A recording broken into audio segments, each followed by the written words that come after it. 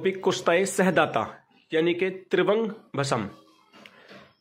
आज मैं आपको त्रिवंग भस्म लाइव बनाकर दिखाऊंगा और उसे बनाने का प्रोसीजर बताऊंगा और उसके अंदर क्या क्या अज्जा लगते हैं ये भी मैं आपको बताऊंगा। तो मेरी आपसे एक रिक्वेस्ट है कि मेरे चैनल को सब्सक्राइब करके बेल के घंटे को प्रेस करें ताकि आने वाली वीडियो का नोटिफिकेशन आपको फटाफट मिल सके। इसके अंदर 6 अज्जा आपको लगते हैं, तो 6-7 अज्जा हैं, ये आपके सामने रखे हुए हैं।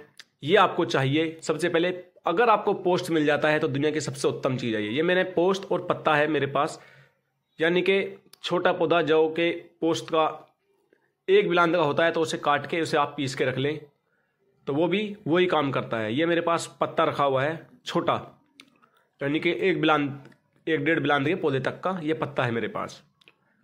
ये उन लोगों के लिए है जिनको पोस्ट नहीं मिलता, यानी कि फूल खिलने से पहले सब जानते हैं इस चीज़ को, पोस्ट को क्या होता है। तो ये अपने पास तीनों अज्जा पड़े हैं जो कि त्रिभंग भस्म के हैं। और ये चौथा अज्जा है जी मैंसिल। ये मैंसिल आपने पीस के लेनी है। अगर ये आप 250-250 ग्राम लेते हो तो आपने 100 ग्राम मैंसिल लेनी है। और इस तरह बढ़ के डंडे लेने हैं 2-3।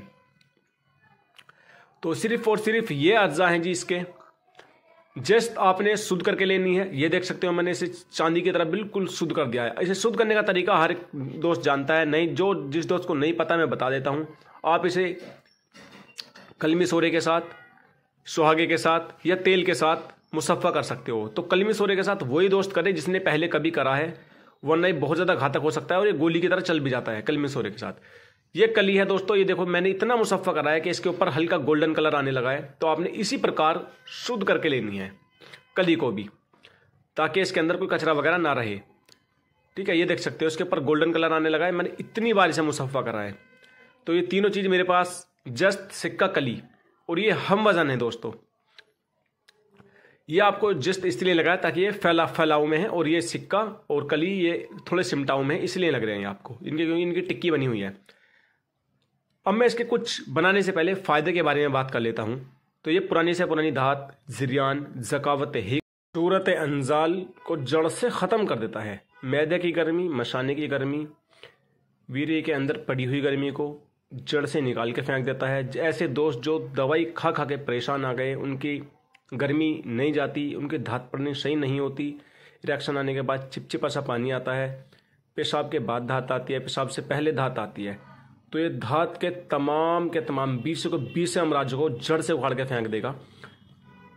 पुरानी से पुरानी धात, ज़िरियान, ज़कावत हिक्स को ये जड़ से ख़त्म कर देगा। जो दोस्त इसे बनाना चाहता है बना सकता है, जो दोस्त बना हुआ मंगवाना चाहता है जी हमारे द्वारा मंगवा भी सकता है। क्योंकि अब आगे आगे गर्मियाँ आ चुकी हैं, हम गर्मियों के ही प्रोडक्ट ज़्यादातर बनाएंगे, क्योंकि अपने यहाँ पर गर्मी के ही ज़्यादा पेशेंट मिलते हैं और गर्म इलाका है, तो इसीलिए मैं गर्मियों के ज़्यादा प्रोडक्ट बनाने लगा हूँ। तो ये भी उन प्रोडक्ट में से एक है। ये भी अक्सीर है दोस्तों, ये भी एक अक्सीर से कम नहीं है।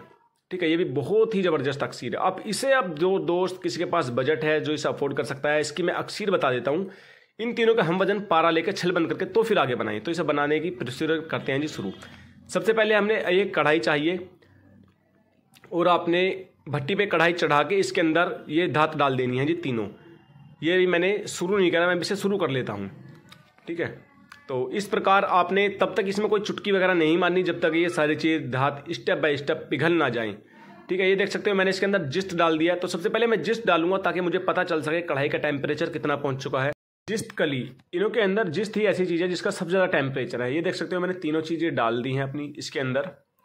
अब इसे हम इंतज़ार करेंगे जी फुल आंच दे के पिघलने का।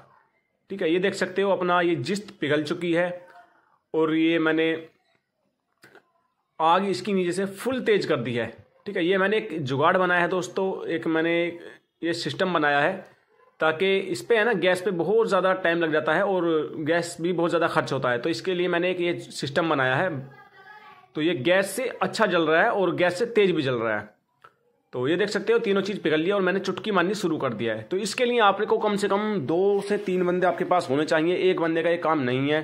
ठीक है, ताकि एक बंदा इसे हिलाता रहे और एक चुटकी मारता है इसी प्रकार। और या फिर आपने ऐसे करना है कि जो चुटकी मारे तो वो थोड़ा दोस्तों आपने ध्यान रखना है कि आपने मुंह से कपड़ा ज़रूर बांधना है, आंखों पे चश्मा वगैरह ज़रूर पहनना है, क्योंकि इसकी जो धुआं निकलता है इससे आपने बचना है। ये थोड़ा जहरीला धुआं भी होता है, तो आपके गले में अगर लग गया तो खराश पैदा कर देता है, बलगम गिरने लग जाता है, सीना भारी हो जाता है, सर में चक्कर आने लगते हैं, तो आपको इसका तोड़ का और एक रिएक्शन का भी पता होना चाहिए। अदरवाइज आपको इसके तोड़ का रिएक्शन का नहीं पता तो आप हरगिज इस काम को ना करें।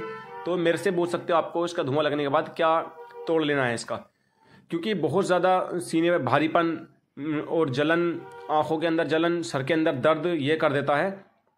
तो आपको इसके रिएक्शन का ज़रूर पता होना चाहिए, ठीक है। अब ये चीज़ पिघलनी शुरू हो गई है और मैंने इसके ऊपर चुटकियाँ मारनी शुरू कर दी हैं। इस तरीके से आपने हल्की हल्की चुटकी मारते रहना है, चुटकी मारते रहना है और इसे हिलाई जाना है, हिलाई जाना है। ये देख सकते हो, ये नीचे से आपने फुल तेज आंच रखनी है दोस्तों, फुल तेज। आपने ऐसा नहीं कि हल्की आंच रखनी है और इसे ऐसे हिलाया जाना है, नहीं।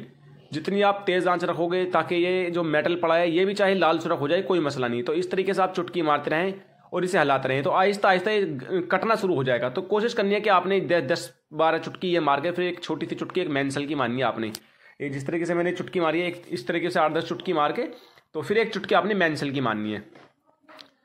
तो ये ध्यान रखना है, जब मेंसल की चुटकी लगे तो इसकी चुटकी में इतना गैप होना चाहिए कि इसके अंदर, कढ़ाई के अंदर ये सारा सामान गिरा हुआ, ये सारा का सारा बिल्कुल ठंडा हो जाना चाहिए। यानी कि जैसे मैंने चुटकी मारी है, अब इसका धुआं वगैरह इसमें से निकल के बंद हो जाना चाहिए, तो तब चुटकी लगे। इस प्रकार जैसे धुआं निकलना इसका बंद हो चुका है तो अगली चुटकी तब लगनी चाहिए जब उसका शोला वगैरह बंद हो जाए बिल्कुल, ठीक है। तो इस तरीके से ऐसा नहीं है कि आप दमादम इसके अंदर चुटकी बजा, इसी प्रकार आपने मेंसिल की चुटकी मारनी है और इसी प्रकार आपने इसकी चुटकी मारनी है जिस पोस्ट की। तो ये आहिस्ता आहिस्ता ये कटने लग गया है, देख सकते हो करीब करीब मेरा 30% ये कट चुका है। तो बिल्कुल दोस्तों ये खाका हो जाएगा। जब ये खाका हो जाएगा, बिल्कुल खाका होने के बाद फिर आपने इसका अगला स्टेप करना है। इतना आपने ये ध्यान देना है बस, जब आप इसे बनाओ तो आपने कोशिश ये करनी है, या तो आपने इसकी एक तरफ पंखा लगा देना है ताकि इसके धुएं को एकदम कवर करके वो ऊपर की तरफ फेंकता रहे। ये दोस्तों बातें आपको कोई नहीं बताएगा। आप पूरे यूट्यूब के अंदर कहीं भी चले जाओ, पूरे यूट्यूब को खंगाल दो, कोई भी नहीं बताएगा इस बात को। मैं इसलिए आपको ये बता रहा हूँ ताकि आप इसे करो तो आपका नुकसान ना हो, आपकी आंखों के अंदर इन्फेक्शन, एलर्जी, गले के अंदर इन्फेक्शन, एलर्जी वगैरह ना हो। तो इसलिए मैं आपको ये बता रहा हूँ। तो इस प्रकार जैसे कि अपना एक बड़का डंडा जल चुका है आगे से, तो उसे निकाल देना है और दूसरा फिर नया डंडा आपने शुरू करना है, ठीक है। इस तरह देख सकते हो चुटकी मारने पे इसके अंदर शोला वगैरह उठता है। ये बहुत ज़्यादा तेज़ अपनी भट्टी जल रही है और अपना ये भी बहुत ज़्यादा तेज़ जल रहा है। मैं इसकी वॉइस थोड़ी बाद में करने लगा हूँ क्योंकि इस भट्टी का शोर इतना है कि आपको वॉइस का ही नहीं पता लगता कि वॉइस आ रही है या नहीं आ रही, तो वॉइस नहीं पता चलती, इसलिए मैं इसकी बाद में वॉइस करने लगा हूँ। तो मैं आगे दिखाता हूँ जी अगला स्टेप आपको। तो ये देख सकते हो जी, अब मैं आपको इससे अगला स्टेप करके दिखाता हूँ। तो करीब करीब हमें इसमें काफ़ी टाइम लग गया है, इसमें काफ़ी भी टाइम लगता है। ऐसा नहीं कि आपने बस इसे कढ़ाई पर चढ़ाया और ये 1-2 घंटे में हो गया। ये करीब 5-6 घंटे का अमल होता है जी। तो कंटिन्यू से करता रहना पड़ता है। ऐसा नहीं है कि आपने आधे घंटे में, घंटे में इसे कर दिया, ये नहीं होगा। ये 5-6 घंटे का अमल होता है और इसीलिए मैंने आपको बोला है शुरू में कि इसमें 2-3 बंदे चाहिए। एक थक जाए तो फिर दूसरा, दूसरा थक जाए तो तीसरा। तो इसी प्रकार ये तीनों धात कट कट के ऊपर की तरफ लगती रहेंगी, ये देख सकते हो। और इसके अंदर हम इसी तरह का चुटकियाँ मारते रहेंगे और ये आहिस्ता आहिस्ता कटती रहेंगी। तो आप इसकी हीट इसी प्रकार से लगा सकते हो। इसके अंदर देखो चुटकी मारने मात्र से ही आग का शोला उड़ता है। ये मैंने फाइनली सारी की सारी धात काट के इसके अंदर आग देनी शुरू करी है। आप देख सकते हो कितनी तेज आग है, क्योंकि वो थोड़ा दिन का समय था, नहीं दिख रहा था। ये आप कढ़ाई देख सकते हो बिल्कुल लाल सुर्ख, लाल सुहा हो गई है कतई। नीचे से बिल्कुल लाल सुर्ख है और ऊपर से भी इसके अंदर जो मेटल पड़ा हुआ है वो भी लाल सुर्ख हो चुका है। तो आपने इतनी सा आग देनी है, जब आपका ये मेटल इस प्रकार कट जाए, पूरा का पूरा बिल्कुल ये पाउडर फॉर्म में आ जाए, इस प्रकार कट जाए, तो फिर आपने इसे इसी तरह चलाते रहना है ताकि कोई कहीं जर्रा कच्चा हो और वो जिंदा बाकी ना रहे। फिर आपने इसे निकाल कर कपड़छन कर दोबारा इसे कढ़ाई में फिर इस तरीके से चढ़ाना है, फिर इसे आग देनी है। कम से कम इसे आपने 6 घंटे की कंटिन्यू फुल तेज आंच देनी है और हर 1 घंटे बाद इसे पलटी मारनी है जी। इस प्रकार जैसे मैं आपको दिखा रहा हूँ जी, पलटी मार के। ये देख सकते हो ये भट्टी इतनी तेज चल रही है कि ऊपर का जो मेटल इसके अंदर पड़ा है ये भी अपना लाल सुर्ख हो गया है। तो जितनी से आग लगेगी ये मेटल इतना ही फूलता चला जाएगा। ये देख सकते हो जब कढ़ाई में मैंने इसके अंदर डाला था तो आपको लग रहा था देखने में जैसे कि बहुत थोड़ा हो, जैसे 100-200 ग्राम हो, लेकिन ये दोस्तों आप देख सकते हो कढ़ाई आधी से ज़्यादा सी भर चुकी है। ये देख सकते हो। तो जितनी से आग लगती है इतनी ज़्यादा फूलता है। इसे कम से कम 6 से 8 घंटे का प्रोसीजर है। इसी प्रकार आपने इसे 6 से 8 घंटे भूनना है, ठीक है। आपने इसे कढ़ाई को इस तरह एक बार चला के फिर इसे ढक देनी है कम से कम 1 घंटे के लिए। तो ये देख सकते हो मैंने चला के इसे ढक दिया। अब मैं आपको दिखाता हूँ इसे खोल के, ठीक है। तो इसे इसी प्रकार इसके नीचे आग जलती रहेगी, फुल तेज आंच। आपने ऐसा नहीं है कि इसे मंदी आंच देनी है, नहीं, फुल तेज आंच देनी है ताकि ये मेटल ऊपर तक लाल सुर्ख हो जाए। तो 1 घंटे के बाद फिर मैंने इसे खोल लिया और इसे फिर मैं इसे चला कर दिखाता हूँ आपको।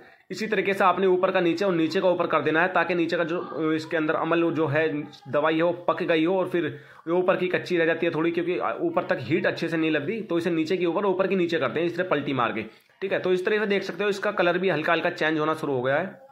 तो ये हल्की हल्की येलो कलर में भी आनी शुरू हो गई, ये देख सकते हो जी, ये हल्का हल्का येलो कलर में आना शुरू हो गया है इसे, ये देख सकते हो। ये भट्टी आपको दिख रही होगी जी, बिल्कुल नीचे से लाल सुर्ख है। तो इसी प्रकार हम इसे आगे टिकिया बना के फिर इसे कढ़ाई करके आग देंगे। तो जो दोस्त बनाना चाहता बना सकता है, मंगवाना